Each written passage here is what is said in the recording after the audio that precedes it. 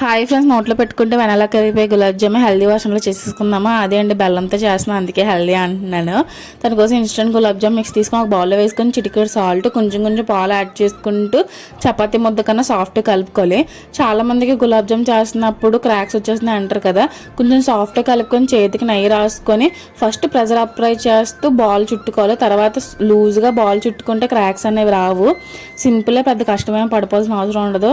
ఇంకా బెల్లం పాకం కోసం స్టవ్ మీద ఒక ప్యాన్ పెట్టేసి ఒక కప్ బెల్లంతో ఒక కప్పున్నర వరకు వాటర్ యాడ్ చేసి యాలకులు కూడా యాడ్ చేసి బెల్లం కరిగి చేతికి అండుకునే వరకు మరిగించుకుంటే సరిపోద్ది. స్టవ్ ఆఫ్ చేసుకోవడమే. డీప్ ఫ్రైకి ఆయిల్ పెట్టేసుకున్నాను. ముందుగా బాల్స్ చుట్టుకున్నాం కదా, ఆయిల్ మరిగిన తర్వాత మీడియం ఫ్లేమ్లోనే మంచి గోల్డెన్ కలర్ వచ్చేదాకా డీప్ ఫ్రై చేసుకొని రెండు వేడిగా ఉన్నప్పుడు వేస్తేనే బెల్లం పాకం అనేది పూర్తిగా పీరుస్తుంది.